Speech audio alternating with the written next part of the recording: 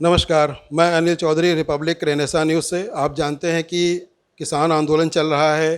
किसानों ने कल भारत बंद भी किया था और बहुत से मुद्दे छाए हुए हैं। प्रधानमंत्री जी हमारे अभी यूएनओ में भाषण दे करके आए हैं और नेताओं के अपने अपने तर्क आ रहे हैं सीटों को लेकर के।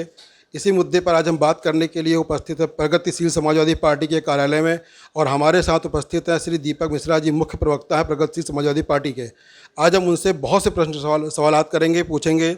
इसके हमारे कार्यक्रम का नाम है प्रहार। इसके अंतर्गत हम प्रश्न पूछते हैं जी। इसी के अंतर्गत दीपक मिश्रा जी, आपका बहुत स्वागत करते हैं। शुक्रिया, धन्यवाद आपका। दीपक मिश्रा जी, अभी हमारे प्रधानमंत्री जी यूएनओ में भाषण दे करके आए हैं। सबसे पहले आपकी प्रतिक्रिया उस मुद्दे पर। प्रधानमंत्री जी ने संयुक्त राष्ट्र महासभा में बड़ा अच्छा बोला, दुनिया भर की बातें की, आकर्षक बातें की, रोचक बातें की, लेकिन वही बातें नहीं की जो जरूरी थी करनी। संयुक्त राष्ट्र संघ सुरक्षा परिषद में भारत दुनिया का सबसे बड़ा लोकतंत्र और दूसरी सबसे बड़ी आबादी होने के बावजूद भी वीटो पावर से वंचित है। आधिकारिक रूप से वह संयुक्त राष्ट्र संघ का अस्थायी सदस्य नहीं है। यह बात हमारे प्रधानमंत्री जी ने क्यों नहीं की? दूसरा सबसे बड़ा सवाल, हिंदी हमारी मातृभाषा है, हमारी राष्ट्रभाषा है, भारतीय सांस्कृतिक अस्मिता की प्रतीक है। हिंदी से कई गुनी छोटी फ्रेंच आधिकारिक भाषा का दर्जा प्राप्त है संयुक्त राष्ट्र संघ में, रशियन को आधिकारिक भाषा का दर्जा प्राप्त है, अरबिया को आधिकारिक भाषा का दर्जा प्राप्त है, लेकिन हिंदी को नहीं। हम जैसे लोगों की लड़ाई के बल पर आज हिंदी सोशल मीडिया में यूएनओ द्वारा भले ही अधिकृत रूप से है, लेकिन अभी अपने मूल अधिकार से वंचित है। तो अच्छा होता भारतीय गणराज्य के प्रधानमंत्री जी भारत की और भारत की राष्ट्रीय अस्मिता की प्रतीक हिंदी की बात किए होते। और जिस दिन वो संयुक्त राष्ट्र महासभा को संबोधित कर रहे थे, उस दिन पंडित दीनदयाल जी की जयंती थी। पंडित दीनदयाल जी ने यह बात कहा था कि भारत को संयुक्त राष्ट्र संघ में चीन के विरुद्ध आना चाहिए और तिब्बत के सवाल को खड़ा करना चाहिए। मैं उस समय तिब्बत के प्रधानमंत्री के साथ था, तिब्बत की निर्वासित तिब्बत संसद को संबोधित कर रहा था। मुझे उम्मीद थी, तिब्बतियों को उम्मीद थी, भारतीयों को उम्मीद थी, पूरी दुनिया में उपनिवेशवाद के विरुद्ध लड़ने वाले लोगों की उम्मीद थी कि आज भारत के प्रधानमंत्री तिब्बत के सवाल को उठाते हुए पंडित दीनदयाल जी को श्रद्धा सुमन अर्पित करेंगे। उन्होंने वहाँ पे दीनदयाल जी की तो बात की, लेकिन दीनदयाल जी जिस बात को लेकर लड़े थे वह बात नहीं की। तो बातें उन्होंने बहुत सी की, लेकिन वो बात जिसे राष्ट्रमन ढूंढ रहा था वही नहीं की। और तुर्की ने भी अभी इस मुद्दे को यूएनओ में उठाया है। आपको लगता है कि भारत की कूटनीतिक हार हो रही कहीं पर? मुझे लगता है कि टीवी के पर्दों को छोड़ दिया जाए तो भारत कूटनीतिक मोर्चों पर हर जगह हार रहा है। कश्मीर के सवाल को पाकिस्तान के प्रधानमंत्री ने उठाया, क्या भारत के राजनयिक नहीं उठा सकते थे? जवाब भी दिया तो दूसरे तीसरे दर्जे के अधिकारी ने दिया। प्रधानमंत्री के जवाब को प्रधानमंत्री द्वारा देना चाहिए था। इससे भारत का गौरव और बढ़ जाता। और सबसे बड़ी बात है, आप देखिए आज भूटान तक हमारे साथ नहीं खड़ा है। अफगानिस्तान पर हमारी आवाज़ बहुत कमज़ोर निकली, हम तिब्बत को नहीं बचा पाए। और तो और छोड़िए, भारत की जो ज़मीन चीन के पास है, पाकिस्तान के पास है, यह मौका अच्छा था। संयुक्त राष्ट्र संघ में सुरक्षा परिषद की अस्थायी सदस्य होकर भी भारत उसकी अध्यक्षता कर रहा था। इन सवालों को उठाना चाहिए। बड़े सवालों से हम नज़रअंदाज कर गए और बहुत मीठा मीठा बोले। प्रेयस्कर होना, प्रेयस्कर भाषण देना अलग बात है, श्रेयस्कर होना, श्रेयस्कर भाषण देना अलग बात है। प्रधानमंत्री जी को तो पता नहीं क्या धुन सवार हुआ। और मैं तो माफ़ी चाहूँगा भारत के मीडिया के उस खास वर्ग द्वारा जो न जाने कहाँ कहाँ से कैसी कैसी खबरें लाता है। चीन डर गया, पाकिस्तान भाग गया। अरे महोदय, दुनिया टेलीविज़न देखती है, क्यों हमारे देश के राजनीति और हमारे देश की पत्रकारिता को आप हास्यास्पद बना रहे हो? मुद्दों की बात नहीं, मुद्दों पे घेरा नहीं जाता। भारत सुरक्षा परिषद का स्थायी सदस्य नहीं है, हिंदी को आधिकारिक भाषा का दर्जा प्राप्त नहीं है, तिब्बत के सवाल को भारत उठा नहीं सका, पाकिस्तान के कश्मीर के सवाल पे पाकिस्तान को घेर नहीं सका। और हम कह रहे हैं कि प्रधानमंत्री जी विश्व गुरु हो गए, विश्व नेता होकर लौट आए। भाई क्वाड की मीटिंग तो होनी ही होनी थी, उसमें उपलब्धि जैसी क्या थी? क्या कोई चीन के विरुद्ध प्रस्ताव भारत पास करा सका? नहीं करा सका। क्या भारत को सुरक्षा परिषद की अस्थायी सदस्यता दिला सका? नहीं दिला सका।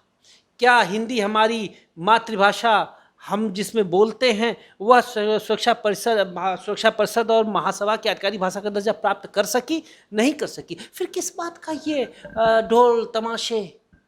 मेरी आपत्ति है। सर, कृषि कानूनों को लेकर बात करें तो किसान आंदोलन कर रहे हैं, काफ़ी समय जमा हुए वहाँ पर। सर, कृषि कानून क्यों वापस लेने की बात कर रहे हैं? उसमें क्या ऐसा है, क्या काला है? कृषि मंत्री जी के शब्दों में अगर हम कहें कि क्या काला है उसमें? कृषि मंत्री जी ने कभी खेती किसानी की नहीं होगी। 20 रुपए का सेब जब दुकानों में आ जाता है तो 100 रुपए का हो जाता है, और जब अडानी अंबानी के आउटलेट्स में जाता है तो 260 रुपए का हो जाता है। यही कृषि कानून का नकारात्मक प्रभाव है। आप ये देखिए, जब कृषि कानून रखे गए थे तो कहाँ रखे गए थे? सीतारमन जी ने कृषि कानूनों के मसौदे को उद्योगपतियों की बज़्म में रखा था, किसी किसान सभा में नहीं। भाषा अंग्रेजी थी। कहाँ का किसान अंग्रेजी बोलता है, जरा मुझे बताया जाए? तमिल का किसान अंग्रेजी नहीं बोलता, उत्तर प्रदेश का किसान अंग्रेजी नहीं बोलता, कोई भी किसान अंग्रेजी नहीं बोलता। तो कृषि कानून पूरी तरीके से उद्योगपतियों के पक्ष में बनाया गया कानून है, ताकि जो कृषि उत्पाद हैं उन पर उनका एकाधिकार हो सके। आदमी खाना खाएगा ही खाएगा, तो अन्न की जो मांग होती है वह अपरिहार्य मांग होती है। आदमी कुछ भी कर ले लेकिन खाना तो खाएगा ना।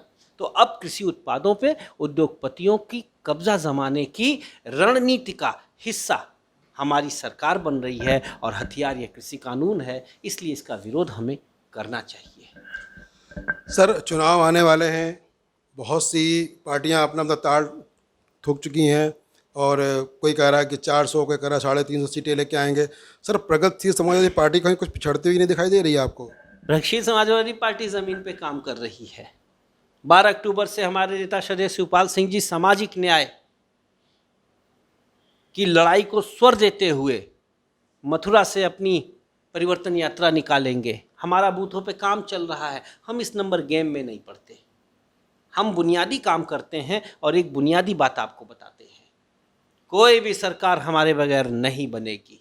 श्रद्धेय शिवपाल सिंह जी के समर्थन के बिना कोई भी सरकार नहीं बनेगी। इसके पहले भाजपा के विरुद्ध आप देखिए, जितने भी गठबंधन किए गए, चाहे सपा बसपा के हों, चाहे सपा कांग्रेस के हों, चाहे जिसके भी हों, भारतीय जनता पार्टी से न वो लड़ सके, हराना तो दूर की बात है।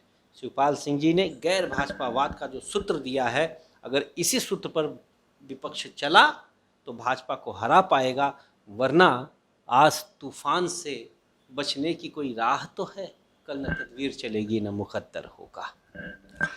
सर, एक काल्पनिक प्रश्न पूछते हैं आपसे कि अगर भाजपा की कुछ सीटें कम रह जाती हैं और प्रगतिशील समाजवादी पार्टी की वो पूरा कर सके, तो क्या आप सपोर्ट करेंगे भाजपा का? जब शिवपाल सिंह जी गैर भाजपावाद का सूत्र दे रहे हैं तो कैसे समर्थन करेंगे? नहीं समर्थन करेंगे। इन सब के बावजूद हम लोग राष्ट्रभक्त लोग हैं, समाजवादी लोग हैं, प्रगतिशील निर्णय लेने वाले लोग हैं। राष्ट्र के, देश के हित में जो होगा वही हम और हमारे नेता श्रद्धेय शिवपाल सिंह जी करेंगे। जो राष्ट्र के हित में होगा वो करेंगे। तू शाही है, परवाज़ है, काम तेरा, तेरे सामने आसमां और भी हैं। क्यों सर, इस मुद्दे पे क्या कहेंगे? तो शाहीन है, परवाज़ है तेरा काम, तेरे सामने आसमां और भी हैं। जी, मैं ठीक से कह नहीं पाया। जी, ये इकबाल साहब का शेर है, बहुत प्यारा शेर है। और हम प्रगतिशील समाजवादी लोग जो डॉक्टर लोहिया, जयप्रकाश नारायण, मधुलिमय, जॉर्ज को मानते हैं, हम लोग नई ज़मीन और नए आकाश की रचना में भी अपने आप को समर्थ मानते हैं। और इतना ज़रूर कहेंगे कि देश के हित में जो भी त्याग करना पड़ा, देश के हित में जो भी लड़ाई लड़नी पड़ी, हम लड़ेंगे और जीतेंगे। समर शेष है। सर एक बहुत ही महत्वपूर्ण प्रश्न आपसे पूछना चाहेंगे, क्या भतीजे के साथ जाएंगे? हमारे तो वो भाई हैं और उन्होंने भी हमें छोटे भाई जैसा स्नेह दिया और हमने भी उनको बड़े भाई जैसा सम्मान दिया। यह प्रश्न आदरणीय शिवपाल जी से पूछते तो वो बेहतर बताते, और उन्होंने तो स्पष्ट कर दिया है कि भाजपा को हराने के लिए आओ, मिलकर भाजपा को हराएं। और उन्होंने यहाँ तक कह दिया कि मुख्यमंत्री भी भाई अखिलेश जी को ही बनाएंगे। वो मुख्यमंत्री बनने के दावेदार कभी नहीं रहे जयप्रकाश नारायण जी की तरह, लोहिया जी की तरह। अब यह उनसे पूछिए कि यह किंतु परंतु नरोवा कुंजरोवा क्यों हो रहा है। यह उनसे पूछिए, अगर सौभाग्य प्राप्त हुआ तो माननीय शिवपाल जी से भी पूछेंगे कभी। लेकिन चलिए, आज बहुत अच्छा प्रश्न पूछे हमने आज दीपक मिश्रा जी से, और उन्होंने उतने ही प्रमुखता से और प्रखरता से उन्होंने उत्तर भी दिए हैं। सर आपका बहुत बहुत धन्यवाद करते हैं। धन्यवाद।